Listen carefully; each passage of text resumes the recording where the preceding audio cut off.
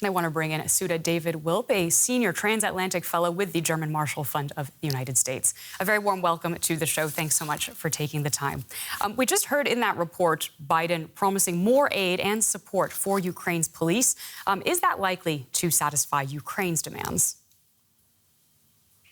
Well, Ukraine would really like to have a no-fly zone over its territory, but that's something that NATO doesn't want to do because it doesn't want to get involved in escalating the conflict and being dragged into a war. But I think that the United States and its European allies are doing a tremendous amount in terms of supporting Ukraine because they realize that the fate of Ukraine determines the fight against autocracy, and also it relates to the preserving peace and stability on the European continent. Now, are we seeing a change in terms of what the U.S. is willing to provide to Ukraine a month into the war now that Russia has failed to seize any major city? The United States has been a supporter, along with Germany and other countries, of Ukraine. Germany has been a financial donor to Ukraine over a number of years, but now it's also stepping up lethal aid to Ukraine. It took a long time, but it's now being delivered, and the United States and other countries are going to look at ways to help Ukraine defend its skies with anti-aircraft weapons, with anti-tank weapons, and also obviously medical supplies and any other items that will help Ukraine defend itself. And does it seem at this point that a no-fly zone is completely off the table for Washington? President Biden and NATO Secretary General Stoltenberg have been very clear about not imposing a no-fly zone because they don't want to have direct military contact with Russia.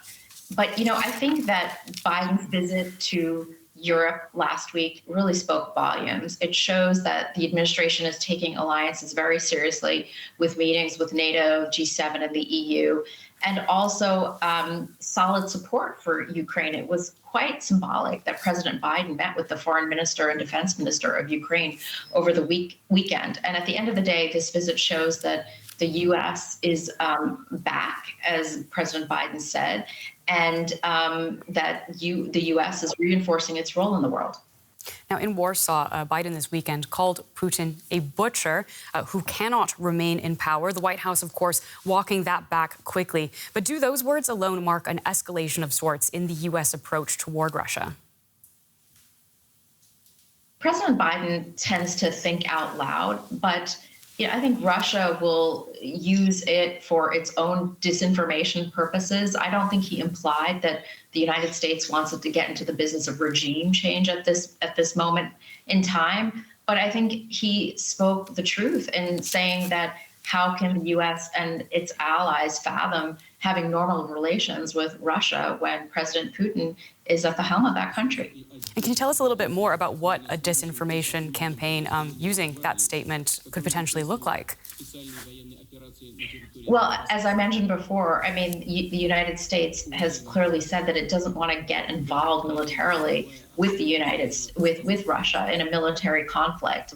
And I think a regime change would involve, obviously, a military conflict. I think the aim of the United States and its allies is to help Ukraine defend its territorial integrity and its sovereignty.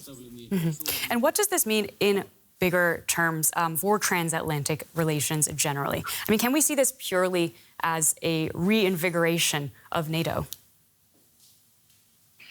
Well, it's really interesting that you say that, because I think NATO has really received sort of a new lease on life.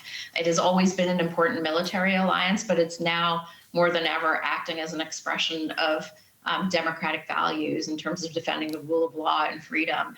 And NATO is doing everything it can to help reassure countries on the eastern flank. It's doubled its battalion groups on the eastern flank.